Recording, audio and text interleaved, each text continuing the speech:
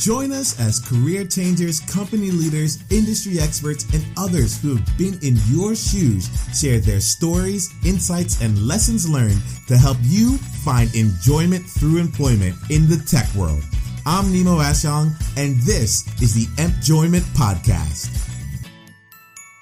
You know, employees, you never really know where life is going to take you. But one of the cool things that I'm finding from meeting others that have just so fully committed to stepping into their employment is that while you may not know the specific destination, if you have intent and purpose and drive and a clarity on what you're looking for, typically it'll find some way to manifest. You typically won't end up that far from what you're looking for. And what I was looking for today was to have a conversation with someone who would be really open about what employment meant to them and how they were able to actually accomplish that.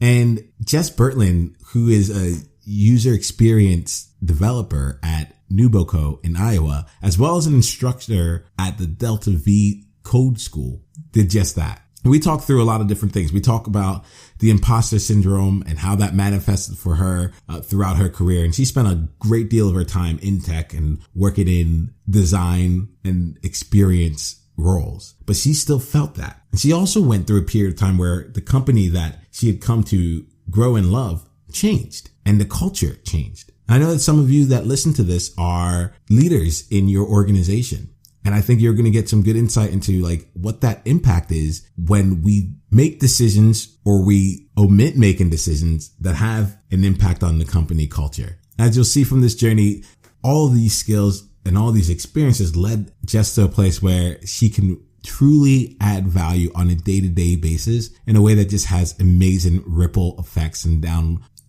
downstream positive impact, but I feel like that's just like a buzzy term that I probably didn't even get right because that's not the way I speak. So why did I say this again? Just generally speaking, I think you're going to get a lot from this conversation. And I think that Jess's journey and desire to find enjoyment has put her in a position where she can help so many more people just by doing what she loves every day.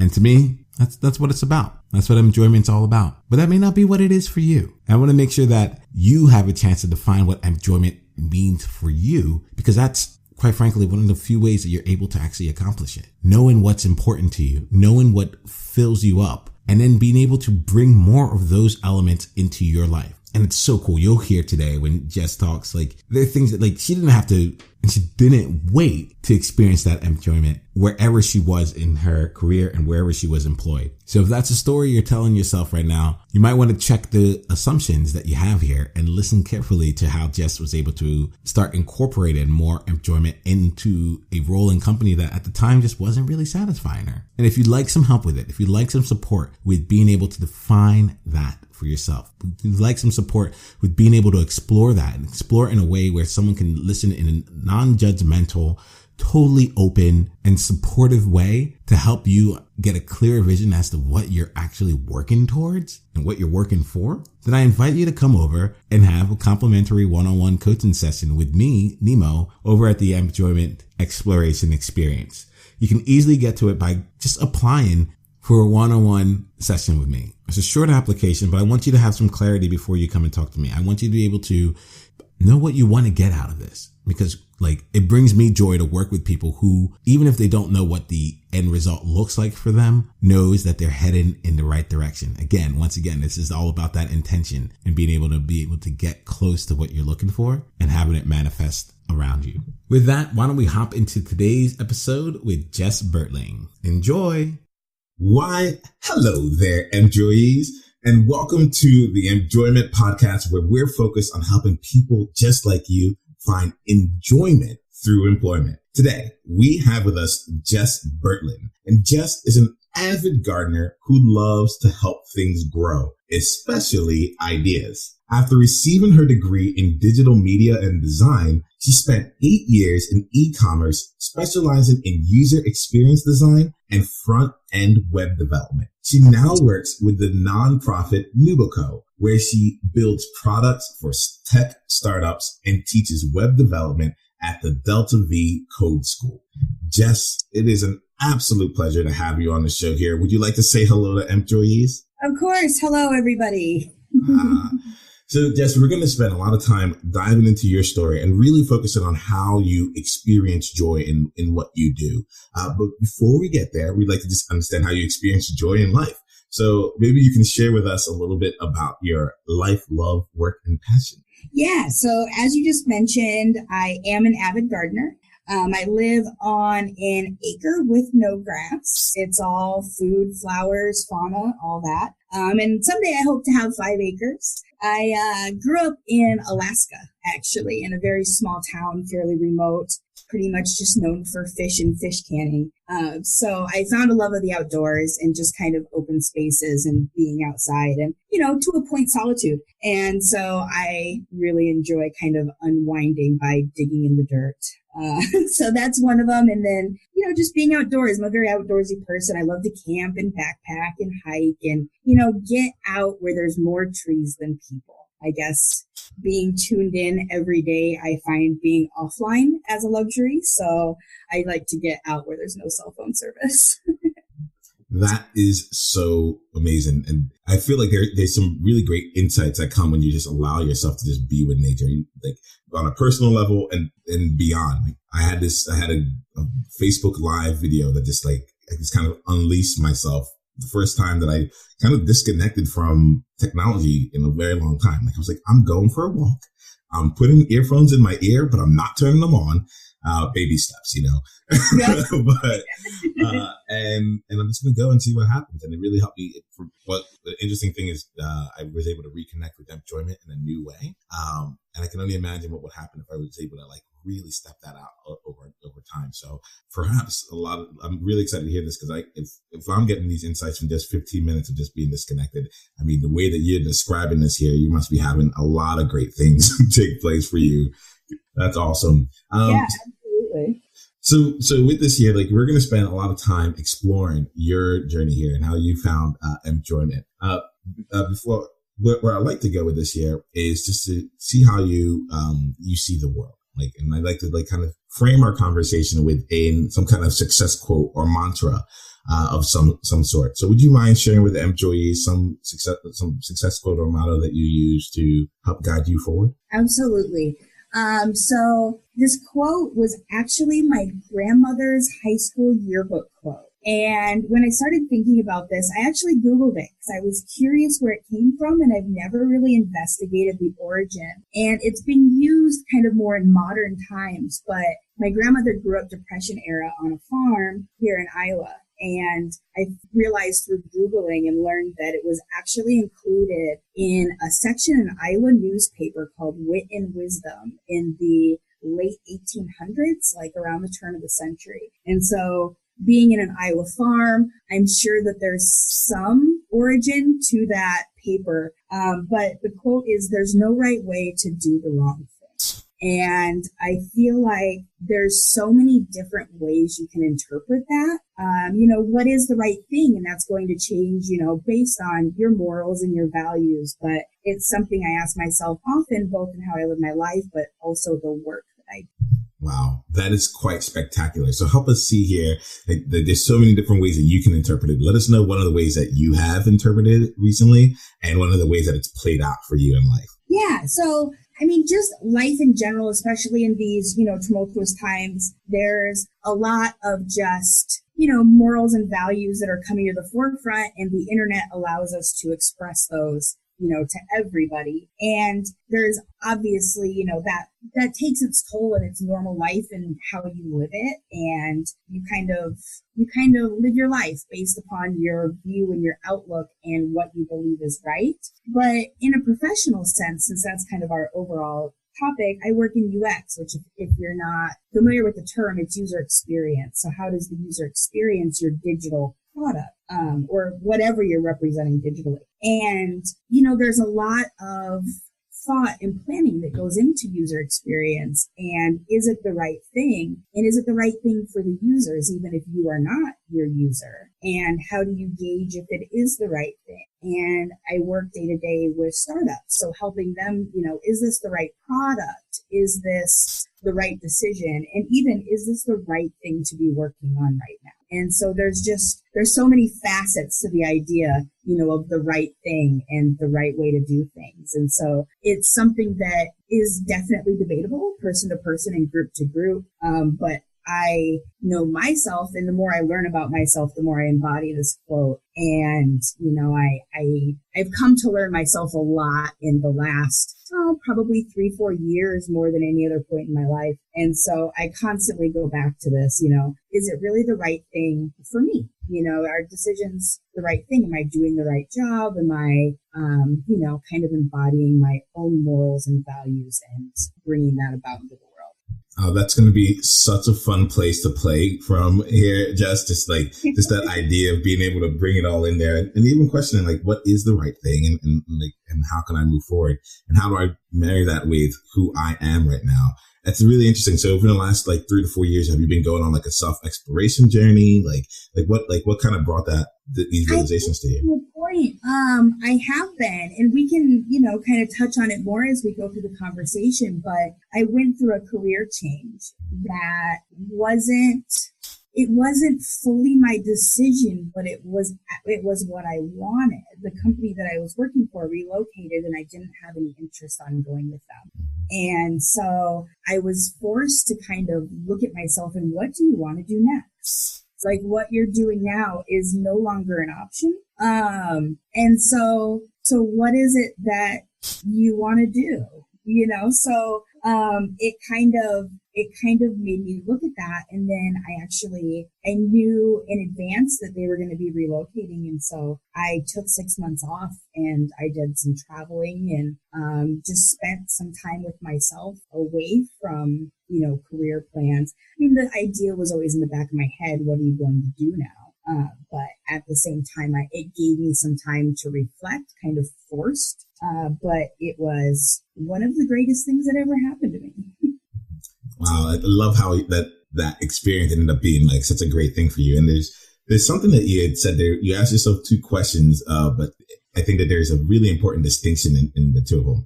One of them was, what are you going to do now? Right now that this has happened, what are you going to do? And the other one was, what do you want to do? And I found that sometimes the power, the power of our questions translates to the power of our answers. And I feel like what are you going to do kind of comes from a place of anxiety. What's going to happen? What am I going to do? But what do I want to do?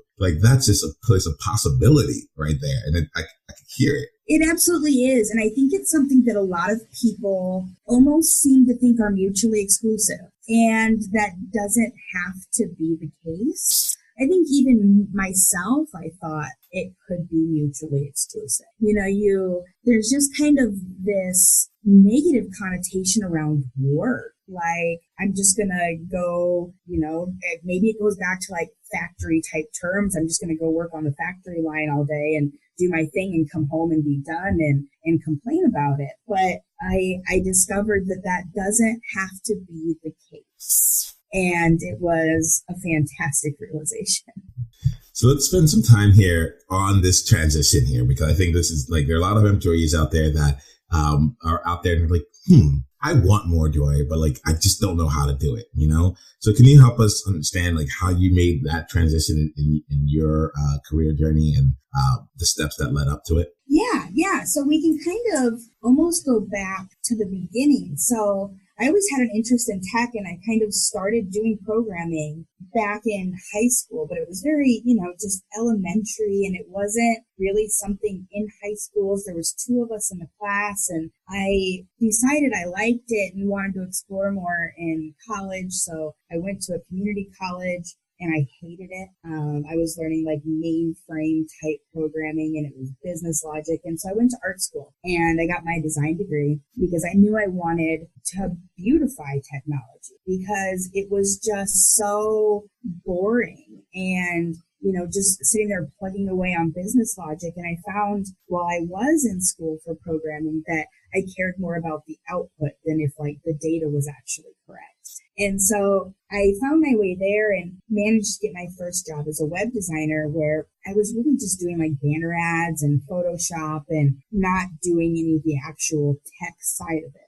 And I had these awesome coworkers that, just slowly pushed me to do more and more. And hey, Jess, why don't you, do the HTML markup for this page? Or why don't you start exploring CSS? And it was a really great time. It was a medium-sized business, I guess you would classify it as. And it was in the motorcycle industry. So we got to have some fun design-wise. It wasn't like designing for insurance or a bank. And it was a small team. There was 6 people on the web team, and the owners didn't know anything about technology. And so they really couldn't say anything. And there wasn't this extreme hierarchy, and they let us experiment and they let us, have failures. And I learned a lot because of that. It was a role where I was allowed to explore. And part of that was, just the nature of them not knowing, a lot of people not knowing answers, and we had to go out and find them. And it was a really, really great time, and we experienced explosive growth because of it. And it was a really fun job for a really good chunk of that job. And then there was the classic tale of mergers and acquisitions, and then more mergers and acquisitions and reorgs. And before you knew it, that culture was gone. And it started to become a drag going to work.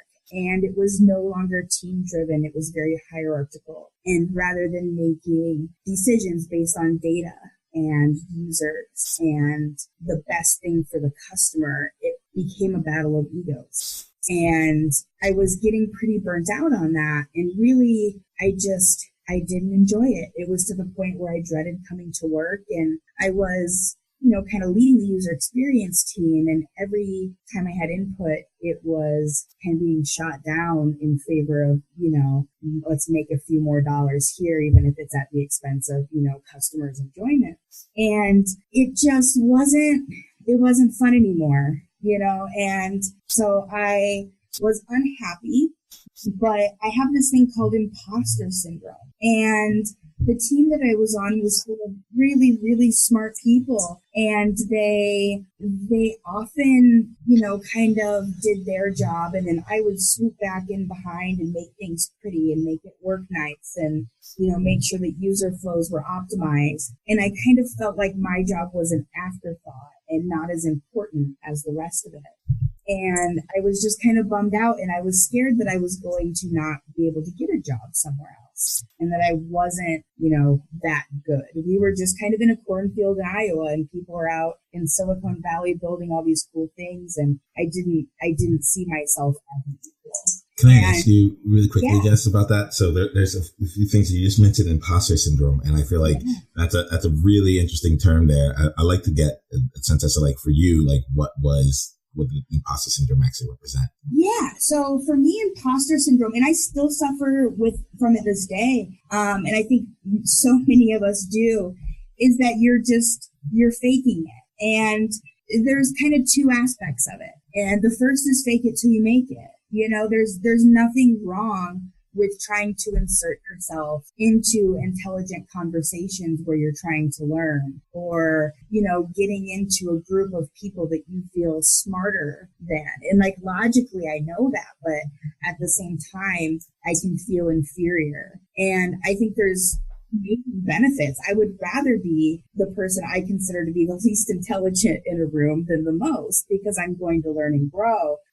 However, there's a discomfort that comes with that. And it just really comes back to self-doubt. And that is a really, really hard thing to overcome. And it's something that so many of us feel like if you don't know all the answers, that's not your job. You're not a professional if you don't know everything. But really, especially talking technology, and I'm sure there's many other disciplines that have a similar thing.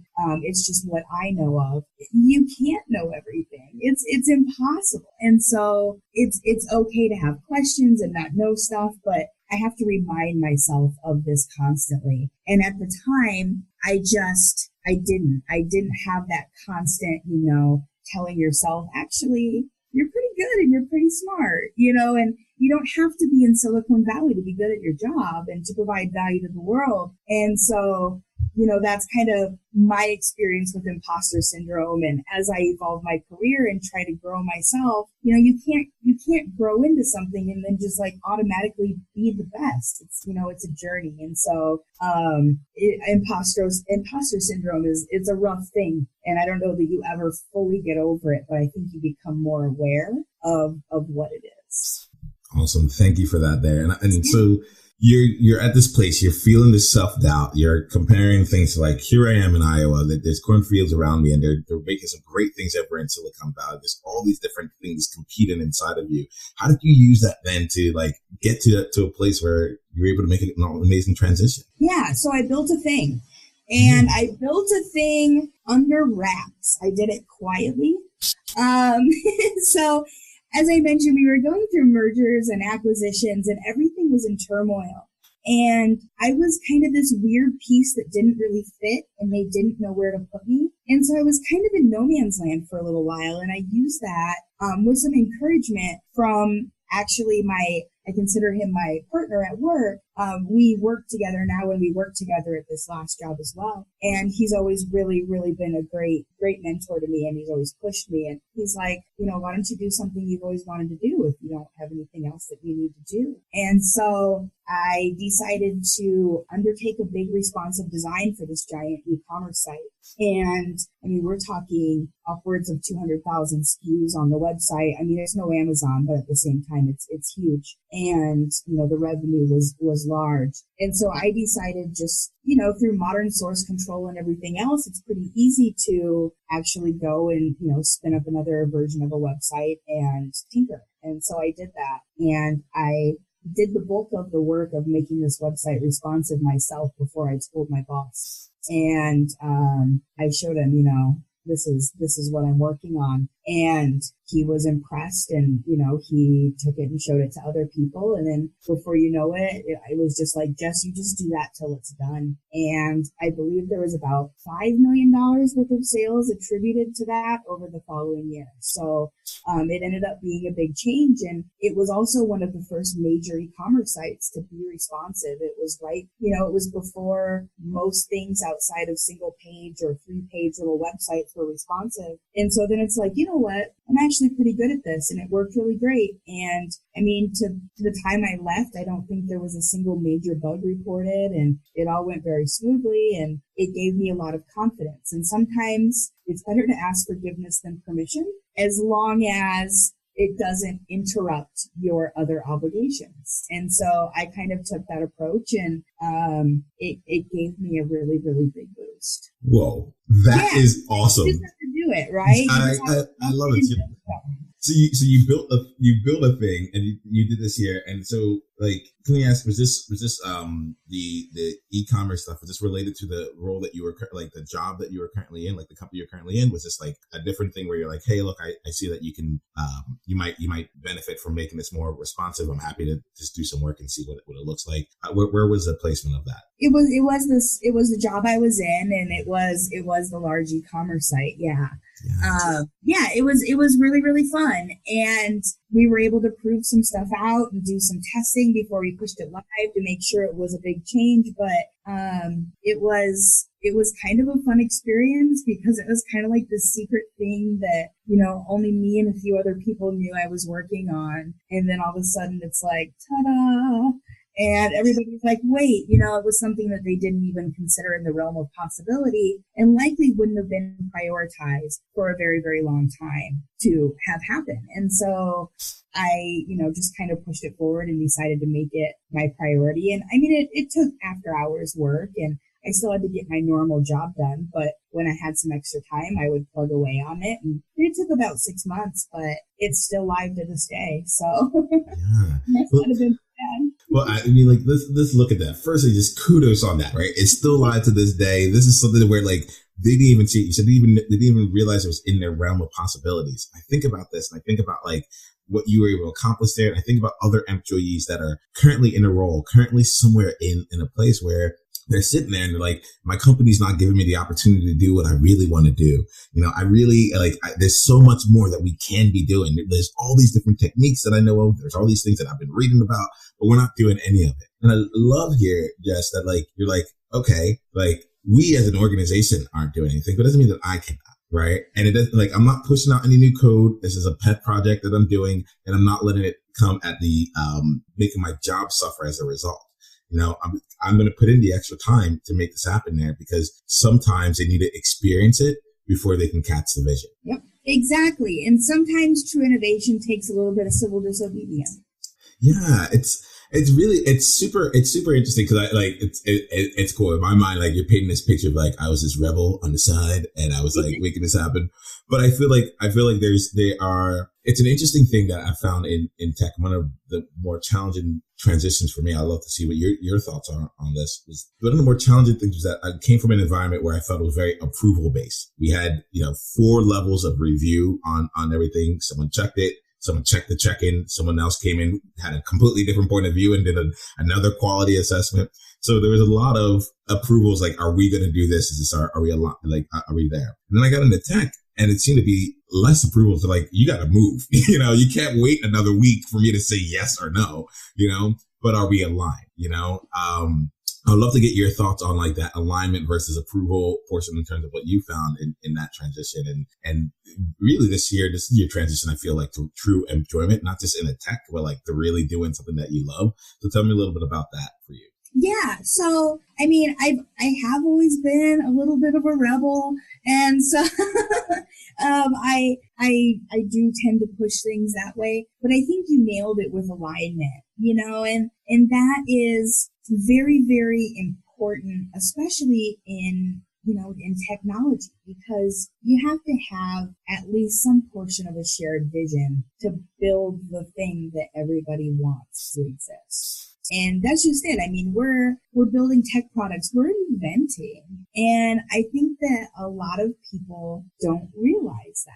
But it's an important aspect of it to me. And you're not going to get the best results if you don't take risks. And I think collectively as developers realize that. And so we have built things to kind of mitigate that risk. So we can use tools like GitHub to do source control, where we can just create a branch at any point in time off of a code base and try stuff. And if it doesn't work, it doesn't work. You can flip back to the main thing. It's not like the old days of saving files where you have 10 different versions of the last thing, and each one just has like a different _final approved to it. You have like term paper _final, term paper _final 2. Yeah, story of my life. So worried about losing your work. Well, developers have built advanced source control techniques to where you don't have to worry about overwriting stuff, and you can just experiment. No harm, no foul. And there isn't like a big overhead cost. We're not having to buy a bunch of product. You need a computer and you need a laptop and you need time. Yeah. And so it's really just choosing to invest your time, especially if you're kind of going rogue in a way, and trying other things that aren't necessarily, approved by the company. You can still try it. And if it doesn't work out, it doesn't work out, and you try something different. That's awesome. So, like, I'd like to move on in just a bit, but there's a few different things I think we still can explore here for the benefit of employees. One of them were just 3 different words that you just brought up here. And I just want to make sure that employees, you were talking about like that feeling of belonging. So I want to make sure everyone feels like they're on the same page, we're on the same place. You mentioned GitHub, you mentioned branch, and you mentioned code base. Can you take us through what all those are, and you can put it into like some kind of way that we can conceptually understand it, so that, if we're at a party sometime, like, oh yeah, we know what you're talking about. Oh, totally. Yeah. So code base is really just the code. It is all the code that you have together to make things run. And we like to store that in a way that everybody can collectively work on it. And we're working in dev teams most of the time. You may have a solo project. And even then, it's still important to make sure that you're not losing work and not going through the whole _final business and worrying about that. So there's a website out there called GitHub and a product called Git. And it's a very common tool in developers' workflow. And what it does is it saves all your code and it saves it out in the cloud.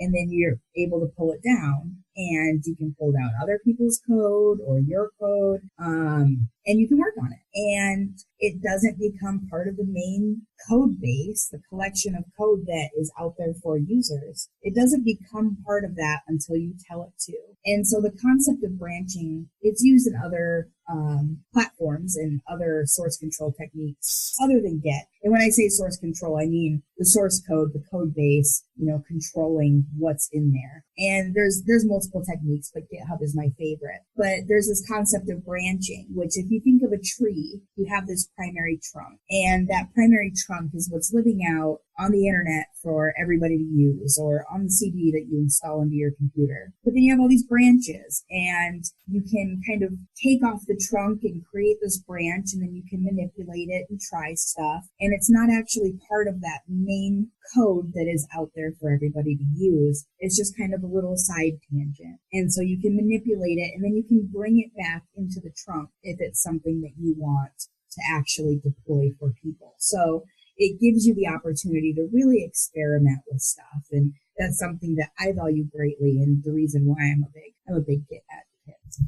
Thank you. That it's interesting, but for me, I'm like, oh, now I get it. Like, it's all because I've seen GitHub in the past, but can I ask you one last question on this here? I've heard the word commit. Is this idea of committing? Is that when you take your individual branch and you bring it back to the full trunk there? Or is it something different? Yeah. So a commit is actually just taking code that you've written, so a change to that trunk code, and saving it. And so you commit many times, often, before you push back into the trunk. So you have snapshots, and essentially a commit is just a snapshot in time of the code. So you can get very granular and say, here I updated an icon. And then if that's not the change that you wanted to make, you can go remove just that one change. Got you. Thank you very much there. I honestly do feel like if I was hanging out with someone right now that was talking the talk, I can walk the walk. If that makes sense. That's awesome. All right, great. So this feels really awesome here, and I want to make sure we're continuing on to the next parts of your journey here. So you went out there, you quote unquote went rogue, or you piloted something on your own, and you were able to seek. You just be able to present it to something as something like this already exists. We can make it even better if you're interested.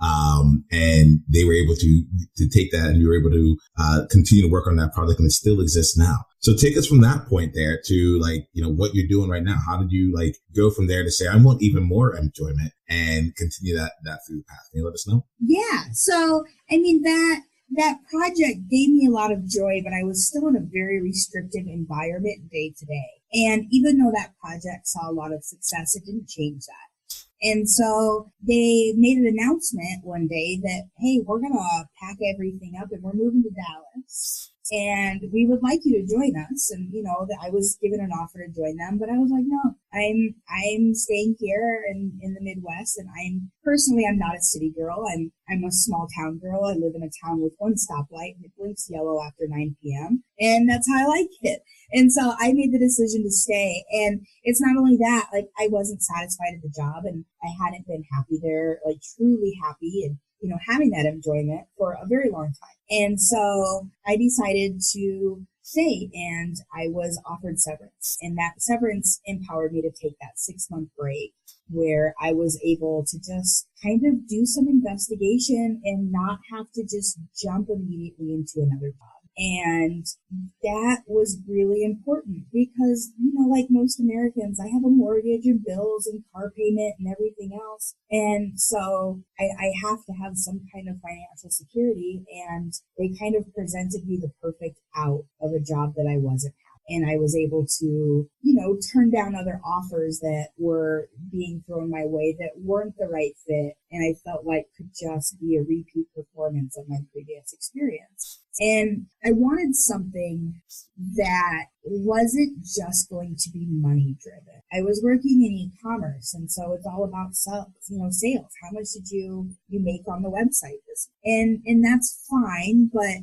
I'm not really like a money or possession driven person. And so I wanted something different, and I knew I had a bad taste in my mouth from corporate America after all the mergers and acquisitions and reorgs and everything else that comes with that. And so I didn't want that. And so I didn't know exactly what I was going to do, but I knew what I wasn't going to do. And then I got kind of lucky, and I got a phone call from a guy here in town, and he was a business owner. He had started a successful tech company, and he was looking to start something different. And it was, a nonprofit with a tech focus, and he reached out, and it was like the perfect fit. And so by not rushing into something that I knew was going to leave me unhappy, I left the doors open for something that would. And so it was just kind of, cosmic greatness that I attribute it to. Jess, I left the door open for the right thing to come along, and it did. And so now I work at this cool little nonprofit called NewBoCo, and it's located in Cedar Rapids, Iowa. That's awesome there. And there's, if you don't mind, Jess, I just need to point out one thing really quickly. This almost ties back a little bit to the imposter syndrome, but I'm kind of guessing here, and you can let me know here, but the CEO who called you up and said, I have this idea, they didn't just like go into a phone book and just like pick a name from a hat, correct? Right. It wasn't like kind of random happenstance. So they're like, I could take anyone that is interested in this here. And trust me, I suffer from the imposter syndrome as well. And it took me, so I will say this, like the word luck to me, especially when it comes to this thing of pursuing joy and being in a place where you are, like, it's a hard place to like actually sit back and just enjoy it and know like, hey, look, I worked at this, and I earned it through my work, through my reputation, through some conversation that I had with someone, and I put myself out there so I was vulnerable enough for someone to know that I was open and things like that. So like, if we were going to reframe this, right? And like, luck is an element of everything, but like, there's so much more that comes with it. So if we were going to reframe that there, like, how did that like call actually come to life? What did you do to make that come to life? Yeah, well, first of all, being in Eastern Iowa, it's a pretty tight-knit development community. It's not tiny. We have good representation from, financial and insurance sectors, and there's quite a few of us, but most of us know each other. And I had been, somewhat active. I wouldn't use very active as a way to describe it, but somewhat active in the development community and doing some speaking engagements and kind of sharing what I know. And that's one of my favorite thing about, the development / internet community is the availability to share with each other and learn from each other. And it's pretty easy if you have a tech thing, whether it be a knowledge or story or idea that you want to share, there's many venues and opportunities to do so regardless of who you are.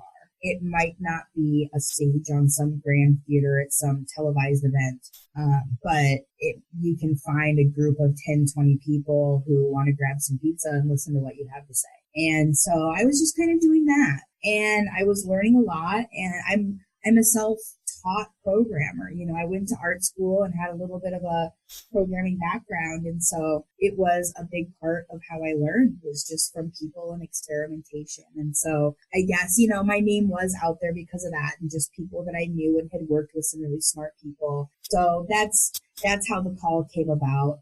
But I am lucky in that he was looking to start it when I was at a great place to take a job. Awesome. Yeah. So that sounds good here. So, we're now at NewBoCo here. And I want to be mindful of your time. We have are you good to go if we can continue to explore this here? I have nothing going on tonight. Yep. All right, cool. Thank you very much for that. Because these stories have been just really insightful, and I want to just kind of continue on that. So we're now at NewBoCo. And let's say like, so now you're experiencing enjoyment. All these things happen. You were lucky enough to be in the right place, to be able to say yes to this opportunity. Tell us a little bit about your role right now, if you can, like, and let us know a little bit about NewBoCo, and then I have a couple other follow-up questions. Yeah, so NewBoCo is this cool little nonprofit that's kind of an umbrella organization for a whole bunch of really neat STEM-focused programs. And we house the Iowa Startup Accelerator, which is like the flagship program. It's the first thing. And it's a fairly typical tech accelerator. But then we have myself and a little handful of us that do consulting. And we do consulting to the startups that we work with, whether they're in the accelerator or not. We like to help bring ideas to reality. NewBoCo's mission statement is to accelerate world-changing ideas from Iowa. And so we help, bring these dreams to reality in a tech way and help build products and help guide and, do customer discovery to figure out if they're building the right thing, back to that mantra. And I get to build stuff and I get to experiment and I get to work on new products. It's not like legacy maintenance of some monolithic system. And so it kind of feeds that urge to not be in corporate America and to help these people build other options. And that's very, very important to me, is that, our country doesn't become just 6 companies that own everything. I love small business and I'm passionate about that. But we consult and we help build these things, and obviously we do it for a fee like any consultant does. And then the money that we bring in actually goes out to fuel educational opportunities, especially for like underserved populations. So we have a thing called a Coder Dojo, where parents drop their kids off for a couple hours every other Saturday, and we work with Lego robotics and we teach them some programming and we do Scratch. We're the regional code.org partner. So we work with educators in the K-12 system to help them teach computer science to children. We do a girls' code camp and just a lot of really, really cool things to help empower people to be ready for these jobs for the next, this next wave that we're going through, and really foster innovative ideas and, just change the landscape of what is traditionally known as farmland. Not that there isn't a ton of innovation to be found in agriculture, but there's really more to it here. And, getting Iowa known for more of these ideas. And we have a really cool history. I mean, we invented the computer here, and people forget that. Like, we literally invented the computer in Iowa, and we even invented sliced bread. So everybody says, sliced bread is the greatest thing. That wasn't invented in Iowa. So we have a very rich, innovative history, and, continuing to bring that into the modern age is important to us at NewBoCo. What's really interesting here is just like all the different insights and how this all comes together, and how there's this mission here of accelerating world-changing ideas from Iowa. And it's like this kind of stuff has happened. It's the next best thing since sliced bread. Iowa can say that. It's like, it's computers. We built, so we gave you sliced bread. Now we've given you computers, right? Exactly. So let's take this, Jess. Like, thank you for giving us an idea as to how things look for you right now. In your journey right now, we've been able to focus on some of the things in here that have really led you from to successes and such. But I like to spend some time here looking at the other side of the coin, right? Because I feel like both the good and the bad, that's what helps us know when we're really in a place that that is right for us, right? So can you let us know here about a roadblock or a failure that you faced on your professional journey and the steps that you took to overcome it? Yeah. I mean, I think that a lot of the roadblocks to my success was just myself. Everybody's going to run into struggles, and to live a life without it would be ridiculous. So, that just kind of comes with it. And in my opinion, a lot of roadblocks and struggles, it's just all a matter of just perspective. It's all in how you're looking at stuff. Any roadblock can be an opportunity. And I've hit a few, not moving to Dallas and being without a job and then being like, oh man, what is that? That has to be the biggest one without question. Tell us more about that one. Tell us more about that one there. Let us know what was going on. Let us know how you approached that. So, it wasn't an easy thing, but I I work in tech and it's so high in demand now that I didn't have an extreme failure of like going hungry or homeless. Like that wasn't the concern. But I had a personal roadblock because I knew I didn't want to do what I had been doing. And I knew that's not what I wanted. And I had it in my head that that was what was going to be every tech job. That was just going to be part of the job. And it doesn't have to be. Like, a big part of like just my mentality and something that I learned is that if you're not happy, change it. And I didn't have the self-confidence to make that change earlier. And while I'm glad that I didn't, because I wouldn't have ended up where I am today, I'm at the same time, like, it wasn't a very inspirational time in my life, you know? It's a struggle, and you're uncertain of what the future holds, and that isn't easy for anybody. And then you're struggling with, is this really what I want to do for the rest of my life? Like, do I want to be that person that's coming home and complaining about their job every day? Or do I want to be the person that's coming home that is so inspired that they're popping open the laptop to finish another hour, or, you know, to tell their significant other about this great idea that they heard or came up with?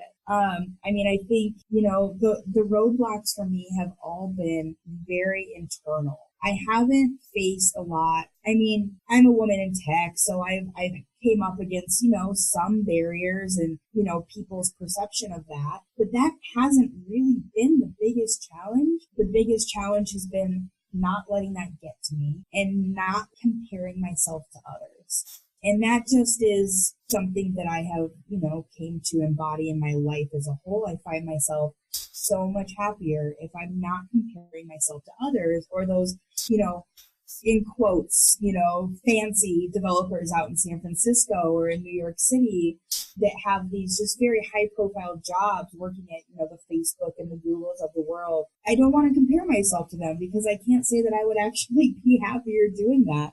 I'm really happy with what I'm doing, and that's good enough for me. That's really spectacular.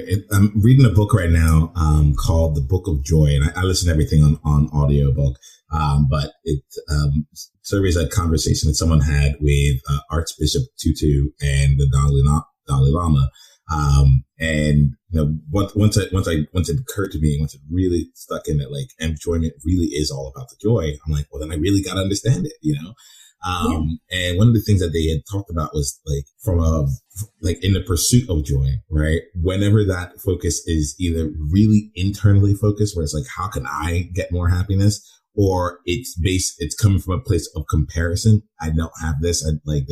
This person has more. Or who am I? And all those things. Like, it's really like not possible really to like really experience the true joy, that the upper echelons of that. However, what they suggest is being able to put it and focus on others, and to be able to say, how are we all connected, you know? And how can we go forth and do great things for other people so that it continues to spread? And I think that just kind of hearing where you are and how what you're doing is impacting the immediate teams that you're consulting for, right? You're giving them all these different tools and all of your past experiences and your way of looking at being able to solve a problem, and you're able to help all of them move forward. And through that, they're accelerated like the rest of the world change that is coming on there, so that your impact is like continues to be felt by people all over the world. And at the same time, that same money is now going off and fueling other educational opportunities for other people to continue to grow here. I mean, that's a place where it's really interesting. And I'd love to get your thoughts on this here. But it felt like the further away it became from like, what does Jess need for myself here, to like, how can I go out and like help others while still being like feeling fulfilled? I just feel like there's multiples on that. Let me know, what are your thoughts on that? Oh, absolutely. And I guess I forgot when I was explaining NewBoCo, one key thing is that we have an adult code school. So Delta V is the other thing that I do. So a few months out of the year, I teach coding to career changers in a boot camp style. And in my opinion, especially right now, I don't know that it will always be the case, especially with how much emphasis that everybody in the country, like all these organizations, are putting huge emphasis on technology with the youth. But right now, technology, very low overhead. I mean, you have a computer and an internet connection. And even if you don't have an internet connection, the local library does, or a coffee shop does. And time, if you have the tech skills, it's a real path out of poverty. And so that is a very big goal with Delta V, our code school, is to help people who don't see a path forward or a way to have a financially successful life, whatever that means to them, develop that. And we're hoping to put into works, we're working on different kind of plans. Nothing has been finalized for things like scholarships for people who are underrepresented in tech, but also the possibility of like a pay it forward payment plan where we let you come and learn for free. And then when you have a job, you start to pay us back in increments. And then that money will go to fund another person's education with us. And it's a very, fast-paced 20-week program, and we're wrapping up a group right now, and it is so incredibly rewarding. And I never would have thought that I would be teaching, especially being self-taught myself. But it's fantastic. I've learned so much, just teaching and having to answer questions and research the answers with the students. But it's really great to be able to have an influence on these people that I will hopefully be working with.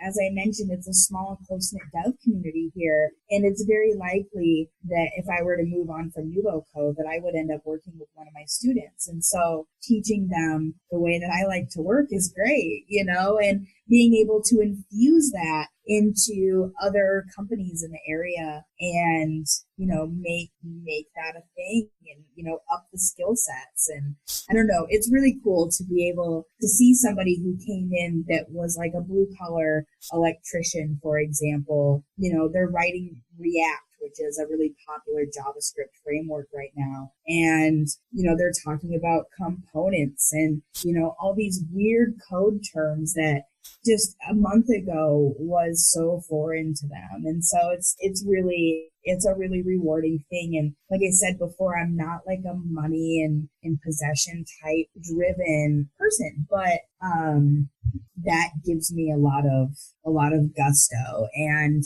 even though it includes some late nights grading, and any educator can probably echo me on that, the teaching is very hard. It's one of the most rewarding things I've ever done in my life. So happy to hear this here. And just like what I like to do is like try and see if there's like a proud moment that you have, like even just like one specific experience or story. So maybe this, it could be along the same vein here. Maybe it's one person that you worked with and you saw that transformation. But we love to explore that. And then maybe you can help us like get some important takeaways from here. All right. So would you let us know about like a moment that brings you great joy? I like to think of it as like a memory you would never want to forget.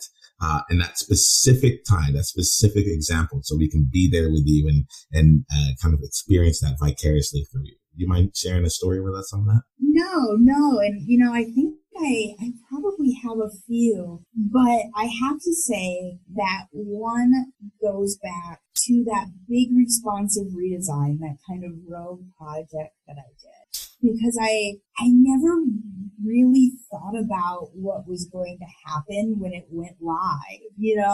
I was so focused on the idea that and the challenge of can I actually make this work, that when we launched it, I was just kind of watching like analytics and watching numbers. And if people listening aren't familiar with responsive design, it's making one website that will work on mobile and tablet and desktop, and the layout just kind of shifts and moves to to accommodate the screen that you're using. And so I was looking at like mobile users and watching the uptick and like watching in real time as the conversion rate and sales went up and the time on site. And that was awesome because it was really just this idea and let's see if we can do this. You know, it was a very daunting thing. The website was so large, but to actually see it go out in the wild and see it make a positive impact in the metrics that we cared about was really, really awesome. You know, it invoked a little bit of a happy dance, like, haha, I did it, I can do it. And like I said earlier, it gave me a really big boost. So that was definitely a really, really big moment for me in my career because it made me, you know, it helped me overcome that imposter syndrome a little bit. Like, I'm actually legit. Like, I am a real thing. I'm a programmer, you know? It was kind of that moment. So that was, I would have to say that was a big one. And then the last, just like 2 weeks ago, the students that we currently have were up presenting something that they had made for the end of one of their courses. It was kind of their capstone project for the course. And I was really impressed. And so that was also a really great feeling, not so much in a look what I can do concept, like the last one was, but this was more like, look at what I can help other people do, you know, and they're two different feelings. Like they're both very joyful, but they're two different feelings. And so I think that there's a good distinction between the two. You know, what can I empower others to create versus what can I create myself? I'm so happy for you. I'm so happy for you. I like, these are fantastic areas there. And it's really quite something amazing to be able to share this with you. And thank you for taking us to those moments. I'm picturing the people on stage right now, giving their presentation, watching their demo, like looking at their project, and you're like, yeah, you know, I was like, that was part of it. I also really appreciate the idea of the blue collar electrician being able to talk about React and speaking this commentary. Cause I mean, to me, I think that's what makes this real. Yeah. That's what makes this all from, you know, you read an article and you're like, yeah, you know, I changed my career, or yeah, you know, I did something, and you're sitting there and you're like, could this be me? You know, like that person has something that I don't have. You know, we get into that comparison thing. We get into that imposter syndrome, and we tell ourselves stories that, you know, I like to ask, like, is that story serving you? Is that getting you what you want? Yeah. You know? Yeah, definitely. And anybody can do it. Like right now, our class of 4, we had somebody who worked in management. One of them was fresh out of the armed forces. Another one worked at a grocery store. And we have the electrician. So 4 people who had no tech background are now actually programmers, and they're not even done with our class yet, and they're getting job offers.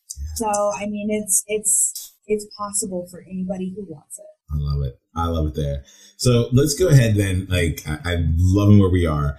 Let's look at things right now for you right now. What's currently exciting you? If there was something that you wanted to share with employees about, like, this is what's going on in Jess's world or in like NewBoCo's world, like, what would it be here? What would you like to share with employees? Yeah, so really what's going on in my professional life is fully devoted to NewBoCo, and our next group of students graduates in 2 weeks. Nice. So that is huge. So, you know, they're starting to take offers seriously and, you know, enter into negotiations, and really cool. I mean, we're likely obviously not set in stone, but we're likely going to see 100% of them hired straight out of class. So that's extremely rewarding, and we are going to be expanding it. So the plans are in the works. Nothing is final, but we have multiple cities who have expressed interest that we want this here. And so there likely will be an expansion so we can make, you know, an even bigger impact across the state. And personally, I'm really hoping to reach out to some rural communities and, you know, some of these really small towns like mine where, you know, there's one stoplight that blinks yellow after 9 p.m. You know, I would really like to see, you know, more technology and more options brought in to these areas where it's fairly limited. And I mean, not that anywhere in Iowa is dramatically far from one of our cities, but at the same time, having it even closer is better. So the expansion of the code school is really, really exciting. That's fantastic. And I really love that framework there that you have around like options and what, like, just having options, what that means, how that changes things, and how that helps empower people in ways that they may not have even known. Yeah. No, options are everything. And for some people, the 4-year university route is the way to go. For some people, it's the 2-year community college. And for some people, it's the code boot camp that's 20 weeks, and allowing people to have that option to me is really important, because not everybody can take 2 years or 4 years to, get on a different path. And so being able to bring the code boot camp and just the experience of it is really important to me, and I love it. I can tell it just exudes through. So let's wrap things up here then. And what I'd like to do is make this tangible. So we've heard about your journey. We've been focused on you, and you've been really gracious, like talking about your experience here. Now I'd like to shine a light on the employees, because quite frankly, like as much as we want to live vicariously through you, like until we take action ourselves, we're not making a step forward. So if someone was like, okay, this was it, just this conversation has got me ready to go, I'm putting my imposter syndrome behind me and I'm ready to take action, what is like the tiniest suggestion that you can give them to do so they can start making a meaningful step forward in the next 7 days? Yeah, I would say, my suggestion would be just to really think about what is important to you, what brings you happiness outside of work. And not everybody is going to be able to make a solid living doing what they may have as a hobby or what may bring them enjoyment, but they can likely bring some facet of it into their lives, into their professional lives, whether that be, through a process or organization or a way that they view things in a perspective shift, or, just making a total change in career, in employer, in purpose. Like, the closer you can align what makes you happy and what you value and the right thing for you as a person, that you're just going to be that much closer to what's really going to bring you joy when you're working, your 40-hour, whatever. And that, for me, was the biggest life-changing experience, was kind of figuring out what I wanted. And it's important, I think, to do things that you don't want to do, because that helps shine more light on what you do want to do. And I don't think there's anything wrong with, being in a situation that you don't find ideal, because it'll either give you that push or at least that perspective on this isn't what forever. So even if you're in something that you're not happy with, embrace it until the time is right for you to get where you want to be. But the more that you focus on, identifying things that truly make you happy in the way that you live or things that you do, the better off you get. Awesome. And like, I'm thinking about this right now. I'm like, I can see some employees might be like, okay, I'm going out into nature. I'm like gonna just let some time happen, just spend some time with myself. Like this, it's not easy to figure this stuff out there. It's not easy at all, but it's worth it. Oh, absolutely. And nothing worth doing is easy. Yes, indeed. So employees, like, if you go back, listen to this episode again, because Jess was giving you a whole bunch of different suggestions and different ways that she's done it just through her experiences of when she found out different things that brought her to life, different things that came up there. So, there's like she said, there's no right way to do the right thing, right? So like in this case here, it is to take care of understanding what brings you that joy, and then finding out different ways there. So what's the right thing for you? So if there's one last thing that you wanted to impart on employees here, if you was like one takeaway that you wanted from this conversation, just what would it be? Ooh, I think that's hard. That's a hard question. I think I would encourage anybody who listens to teach somebody something. Even if it's not like full on, I'm going to be an educator, but what is something that you enjoy that you can show somebody else? Because there's a lot of joy to be found in sharing your joy. And I think that that's a pretty powerful thing, and it's very rewarding. And more often than not, you're going to learn something about it. I love that. Employees, please do this here. Like that's one of just taking the time to just teach somebody something, anything. Just take anything at all, right? It doesn't have to even be tech. It's like, this is how to knit or how to make even one specific stitch in knitting. Yeah. Share your knowledge. I mean, it's so important. Don't silo it. Don't be greedy with your skills. Like, spread the wealth and show it off. Yeah. Oh, I love it. And it's what a great way to even just understand yourself even more. To even say, like, what I choose to teach someone or how I choose to do it might show a lot about what I want from my experiences. So, Jess, you are phenomenal. You've been so amazing with this conversation. I'm actually going to do this here. I'm going to give you a chance here. Do you have any questions for me? I don't always do this. Sometimes I like to give people a chance to ask me a question. So if you do have one, I'll let you bring it up there. If not, it's kind of on the spot, so don't feel pressure. No. I would say my question for you is, what is the thing you've done this week that is the most right for you? What is the thing that I've done this week that's the most right for me? That one I would say, I really feel was what happened after the walk here. So I've been spending a lot of time connecting with people and spending time just like reaching out to others and just really just getting back in touch with a lot of people to see where they are right now and how I can help them. And what through that experience has been getting me a chance to see things from different perspectives and also be able to connect more dots. It's been very interesting.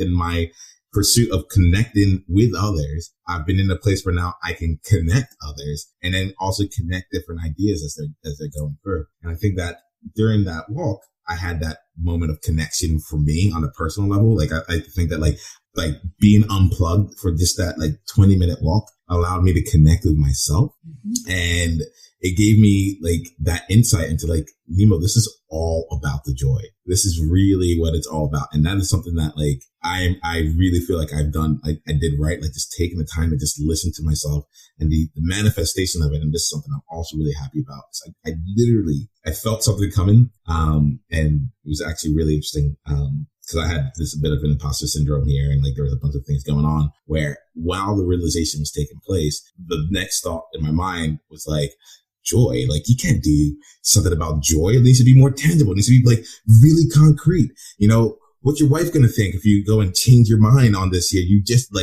went out there and created enjoyment. Now you're switching things around. Like, what are you doing? And it was that specific thought that made me know that I needed to take action. Because I'm like, this is it. This is what we all feel. We all feel like who am I to talk about this stuff? This is not what people do. And I'm like, if I am going to be out here talking to amazing people who on a consistent basis have found the things that bring them joy and somehow got through that pain, I need to be there myself. And so I just jumped onto Facebook Live and just committed right then and there. It was like, this is what this is about. This is where we are. And it was the absolute right thing to do. And I felt like myself, a blockage has been kind of removed because I think there's now more purpose behind what I'm doing with enjoyment. And I don't mind going on this journey with everyone here because quite frankly, I'm always looking for up higher levels of enjoyment and making sure that when I do accomplish it, I can enjoy it, you know, like, so I appreciate that question just because it is not, there are small wins that happen every day, you know, and being able to take a step back and just appreciate it. It's not something that happens often. And I appreciate you giving me a chance to just say, pause, Nemo. By the way, do you remember how awesome that was? So thank you. Yeah, of course. Nature's great like that.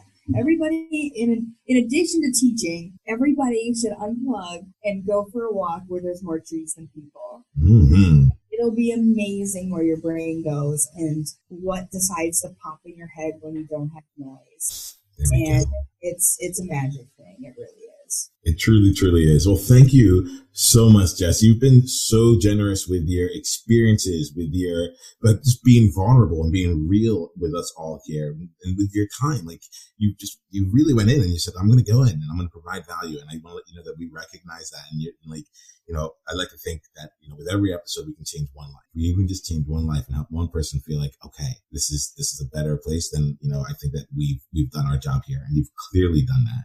So thank you so very much. We're looking forward to seeing where where NewBoCo goes, where Delta V goes, where the success of the people who've gone through those programs go, and how Iowa and the rest of all of us get a chance to benefit as a result of the work that you're doing. You're doing great work. I'm so happy that you came and shared the joy that you experienced and helped us feel a little bit more empowered to go and pursue it on our own. Jess, here's to doing something that brings you joy each and every day. Take care. Yes, thank you. So Jess gave us a few different things that we can do this week. And I want us to focus now on one that we'll share within the enjoyment community. Take any of the things that she gave you. You may not even take the specific 7-day advice but you found something else that was meaningful to you in that episode. That's fine. Take whatever you can. Just apply it. For those of you that are looking to come together around one specific area, and let me just say, even before I even get into that, apply it and let us know. Come to the enjoyment community, go to employees.com and let us know, like, what was one thing you got out of this discussion today? Just come share it and let us know how, like, you've decided to take action based on it. Plain and simple. We'll also have another discussion in there, and you can do that for any episode. You can see this is like a little bit of stream of consciousness here, but I think it's important where I'm like, oh yeah, like, it's a discussion. It's not just a place where we go and answer these questions. We have lots of, like, it's a group of people coming together to help each other out.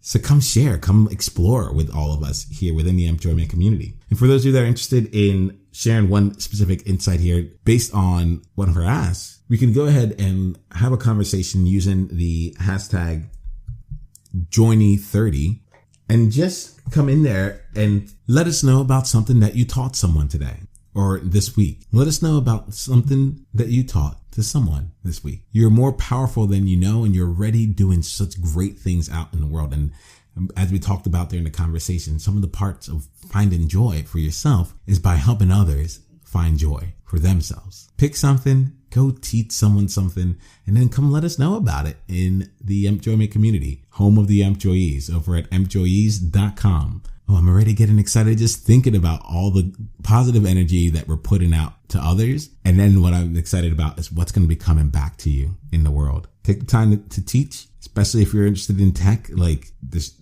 you can never know enough. And just having that as a part of your habit, having that as a part of who you decide to show up as is an amazing quality to leverage on your journey to finding and experiencing enjoyment through employment. So with that, remember, employees, to do what brings you joy each and every day. Take care.